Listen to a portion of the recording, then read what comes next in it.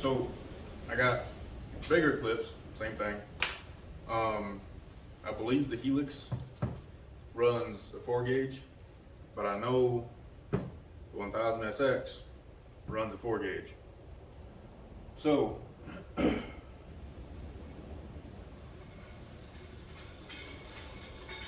might need to get bigger screws, because the longest I got is 2 inches for this size screw.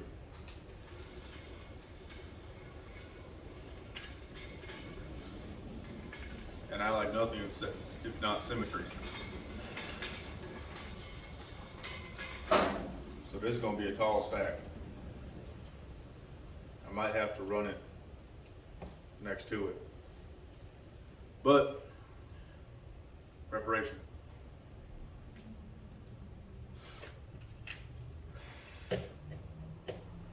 So in light of that preparation,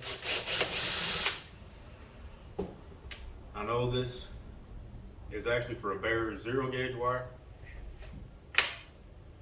but put the Tech Flex on it, put the that stuff on it, it'll be fine. If need be, I'll wrap what's called some Tessa tape around it, which is an insulation tape, and that's barely gonna hold. I need bigger screws, at least 2 1/4.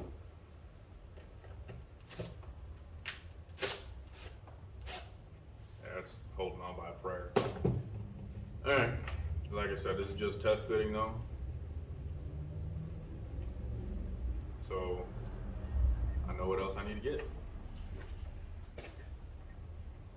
It's still gonna be long enough to get to my distribution block.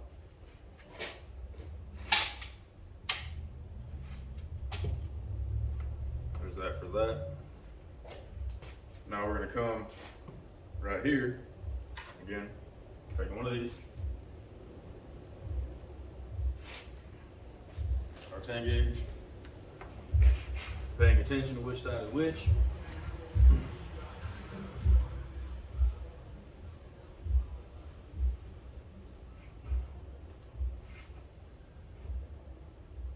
They're just playing Get Low by the Yin Yang Twins. For all y'all that wanted to feel old, put that right there.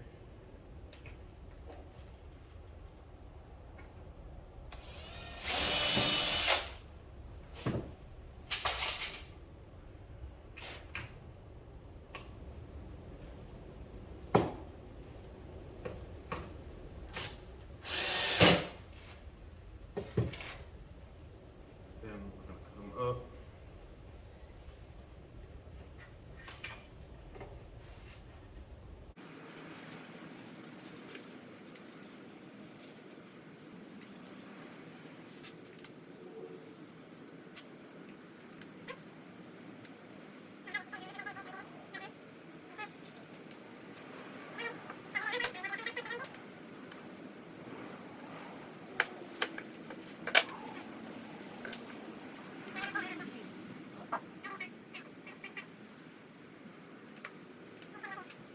Go to number 6, 1 1/4.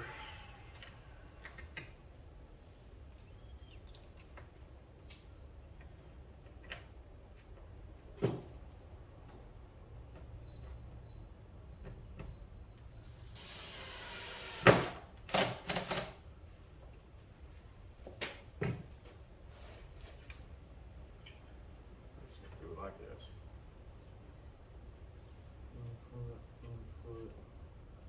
There. Negatives to the block.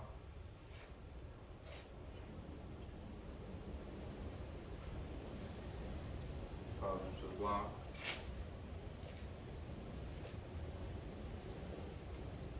This wire like this.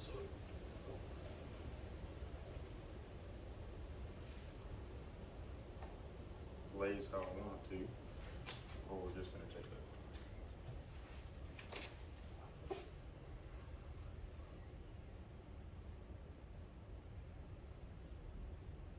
Now I know there's going to be people like, why aren't you using your amplifiers? Because I really don't feel like bringing my amplifiers out here to the garage right now, because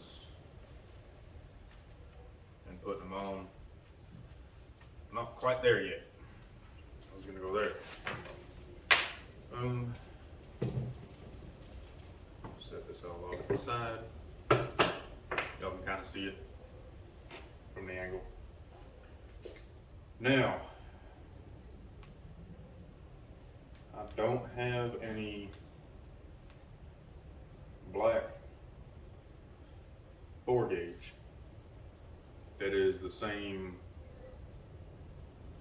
insulation diameter. I gotta get more. What I'm using is DB length. This is the Max Core, DB length Max Core Premium, because we're bougie like that and we use premium gear. So we're gonna rough measure these. Now this one, just because of where it's at, I'm not gonna have any choice. I'm actually gonna come out here instead of coming in tight because I'm at the bottom of the board. Put that right there. Let's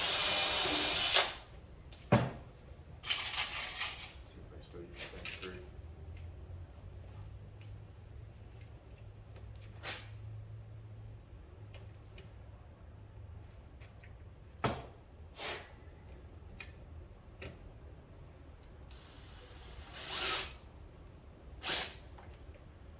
Ooh, just barely holding. All right, and then, like I said, I'm gonna have to run the wire a little bit longer for the helix because I'm going to bring this.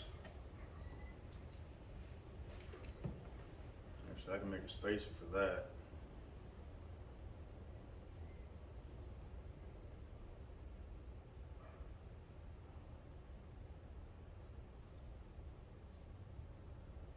That's gonna be fine to get another.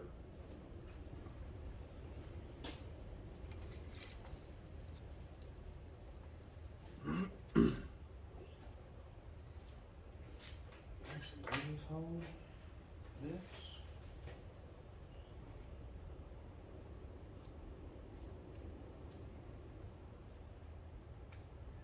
Huh, it'll hold. Cool. I don't need to use big ones.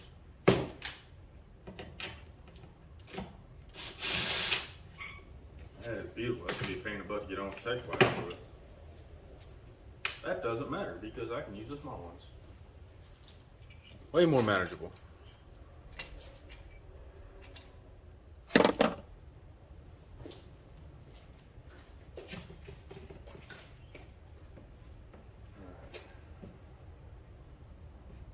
Kind of got to stretch the wing out a little bit to get it to fit. So we're going to make sure we get it in the right spot.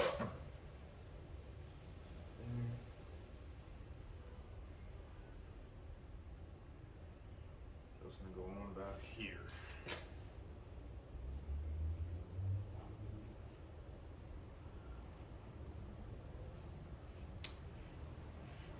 Now when you're dry fitting, don't let nobody tell you, oh, it's too much slack, it's too much slack. Don't let anybody tell you that, because when you're dry fitting, ain't no such thing as too much slack.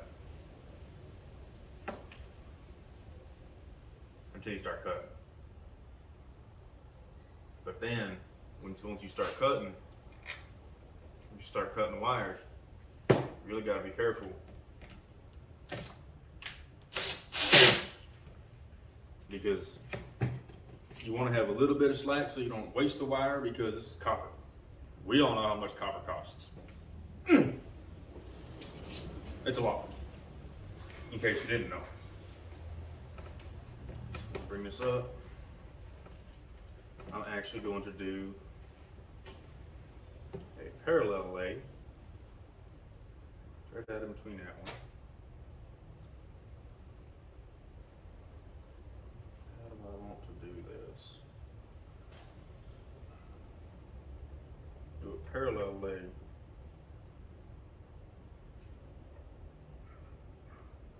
right next to it. This one.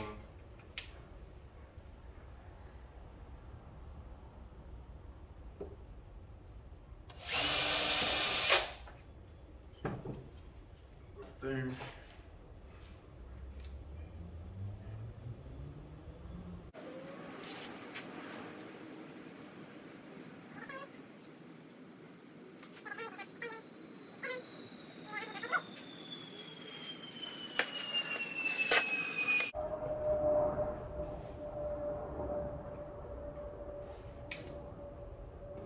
And this. So I'm actually going to run this one under these other two. It's a bit bigger wire. 1, 2, 3. So we're going to cut it there. Now, like I said, remember, I don't mind a little bit of extra, you know what I'm saying, clean it up, trimming, but I don't want to waste wire. Which, y'all might think this is waste, but it's really not. There's always something you can use a short length of 4 gauge for, like rerunning ground wire or something like that. You want to ground your frame to the engine block. You want to, there's uses. Now, I've got some of this. This is Metro brand. It is copper clad aluminum. Not ideal, but I'm going to use it as a demo length because it's copper clad aluminum. I don't like it. The way to tell the difference is if you look at these two ends, end to end. Let me hold this so I can actually see what I'm looking at too. Come on, focus. If you look at these two ends, you can see the difference. See, this one is all coppery colored all throughout. But if you look at the ends of these strands, they got a little silver shine to them in the same light. This is copper clad aluminum. That's pure copper.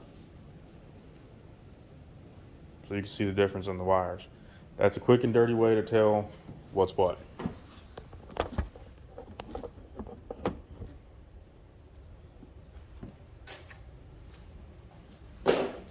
So like I said, we're just using this as demo wire so I can get ideas for spaces,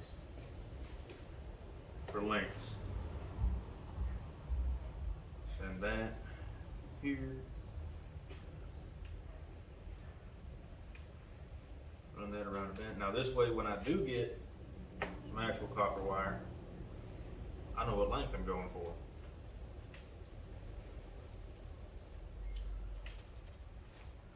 Not trying to be pretty, just trying to get it in there tomorrow.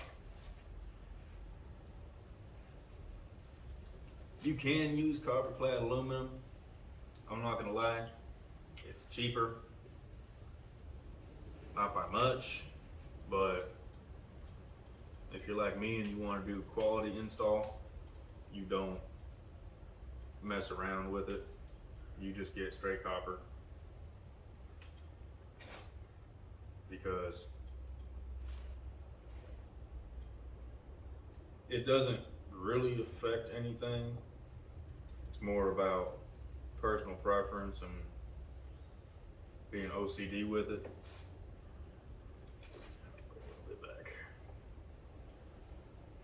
Because yes, I am trying to make this pretty. I'm not just trying to do a build, slap together. Because this is a bit of a livelihood for me. One of my side jobs.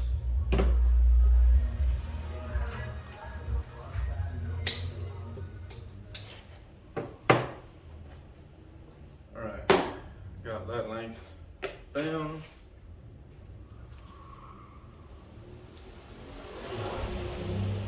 One funny thing to note about copper clad aluminum is it does not solder. There was a build I just did. The customer told me that they had copper wire. Like, yeah, it's all copper. Woo. Go to solder it to lock the strands together. Nope. Copper clad aluminum won't take the solder. It'll kind of take it, but it'll burn it. Boom, boom, boom. I need to find out what we're doing with the helix, what size that takes.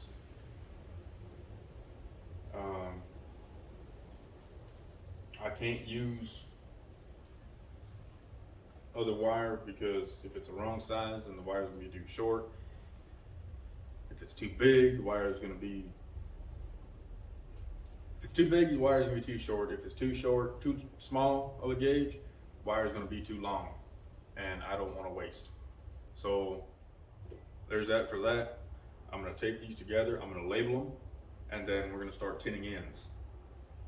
Not actually putting in lugs on them yet because I don't have the bus bars, but I'll add a clip in here of me tinning the ends of not this CCA crap, but of the copper stuff.